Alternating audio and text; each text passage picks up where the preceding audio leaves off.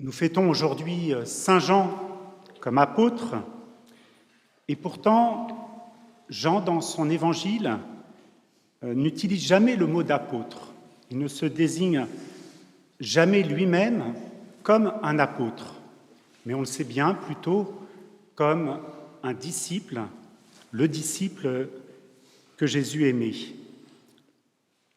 Il y a d'autres apôtres qui revendiquent ce titre. On peut penser à saint Paul. Saint Paul, dans ses lettres, il se nomme souvent l'apôtre des nations, un apôtre qu'il a été par grâce, par miséricorde de Dieu, mais quand même un apôtre. Et dans les synoptiques, Jean apparaît dans la liste des 12 apôtres, d'abord comme simplement le frère de Jacques, le pêcheur, le fils de Zébédée, le pêcheur de Galilée. La liturgie de la messe, la prière d'ouverture que nous avons entendue, le désigne comme le bienheureux apôtre. Saint Jean est bienheureux comme apôtre. Il l'est d'une manière unique, comme Paul aussi l'est d'une manière unique. Et nous sommes invités dans cette célébration, qui est à la fois la célébration du patron de notre communauté, en même temps, on l'a évoqué, à la fin de cette année jubilaire pour nous, de mieux redécouvrir comment Saint Jean est apôtre pour nous. Alors j'aimerais avec vous partager ce qu'un saint nous dit de Saint Jean. Un saint qui vivait au XVIIe siècle, un saint qui vivait pas très loin d'ici, à Paray-le-Monial, ce saint qui avait reçu les confidences de Sainte Marie-Madeleine, qui avait ses apparitions du Sacré-Cœur du Christ. Je pense que vous l'avez reconnu, il s'agit de Saint Claude la Colombière. Eh bien, ce saint, dans ses écrits spirituels, il médite sur le fait que Jean est l'ami du Christ. C'est comme ça que nous pouvons le découvrir comme l'apôtre, celui qui est l'ami du Christ. Et Saint Claude la Colombière nous dit, un ami, c'est celui qui est aimé et celui qui aime. Alors, vous allez me dire, ça c'est un peu évident. Un ami, c'est celui qui est aimé et celui qui aime en retour. Et Saint Claude la Colombière continue, et c'est ça qui est important pour nous.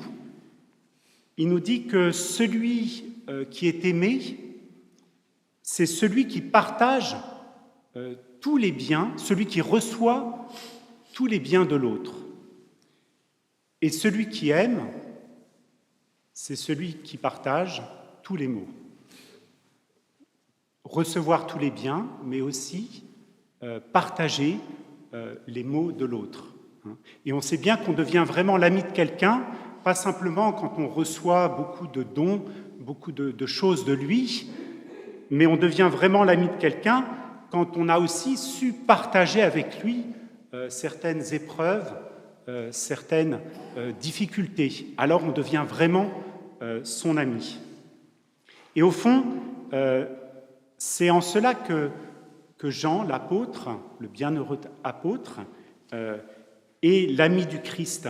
Il est l'ami du Christ d'abord parce qu'il est celui qui a reçu tous ses biens en plénitude. Et c'est pour cela que nous le fêtons aussi à Noël.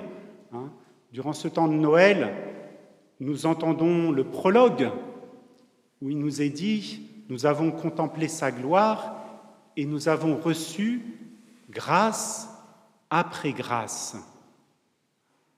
Saint Jean est bien conscient qu'il a reçu la plénitude, une plénitude de grâce de la part du Seigneur. Et c'est bon, en cette année jubilaire, on l'a souligné au début de cette messe, eh bien, nous rendons grâce, nous aussi, nous exprimons notre gratitude pour toutes ces grâces reçues.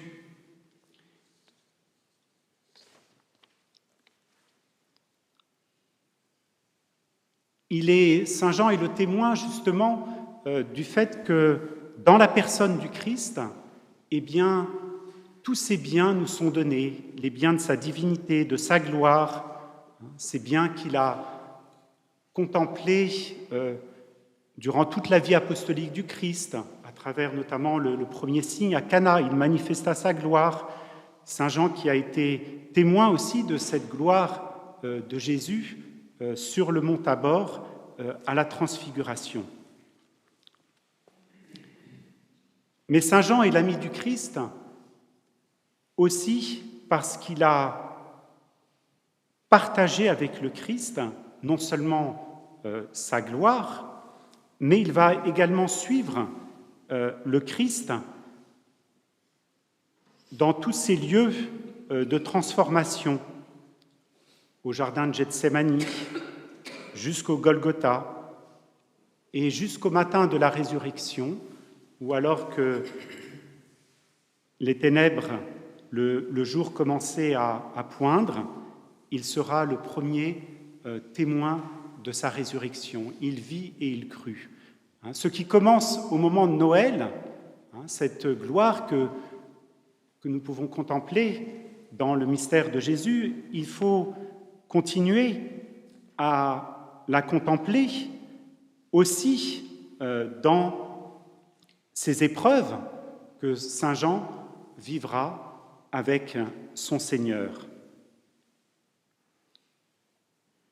Jusqu'à Patmos, où dans la grotte, il recevra aussi, dans ces épreuves de l'exil, cette proximité avec le Christ.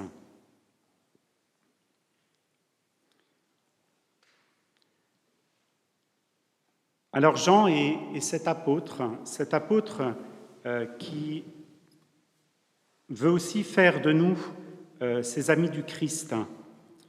Nous sommes invités durant cette année jubilaire à rendre grâce au Seigneur pour tout ce que nous avons reçu de lui à travers Saint Jean. Et nous sommes aussi invités non seulement à recevoir ces grâces, mais aussi à l'aimer en retour. Et nous l'aimerons quand nous partagerons avec lui aussi son humilité, sa solitude, sa souffrance. Et c'est cela qui fera de nous aussi les amis du Christ. Alors à la fin de sa méditation, Saint Claude la Colombière, quand il regarde Jean comme l'ami du Christ, il nous dit en fin de compte, le seul ami, c'est le Christ. Et il termine par cette méditation, cette prière que, en cette fête, nous pouvons aussi faire nôtre. Jésus, vous êtes le seul et le véritable ami. Vous prenez part à tous mes maux, vous vous en chargez. Vous savez le secret de me les tourner en bien. Vous m'écoutez avec bonté lorsque je vous raconte mes afflictions et vous ne manquez jamais de les adoucir. Je vous trouve toujours et en tout lieu. Vous ne vous éloignez jamais et je suis obligé de changer de demeure. Je ne laisse pas de vous trouver où je vais. Vous ne vous ennuyez jamais de m'entendre, vous ne vous lassez jamais de me faire du bien. Je suis assuré d'être aimé si je vous aime. Alors soyons assurés en cette fête de Jean l'apôtre, en cette fin de cette année jubilaire, soyons assurés d'être aimés du Christ parce que nous aussi, nous cherchons à l'aimer.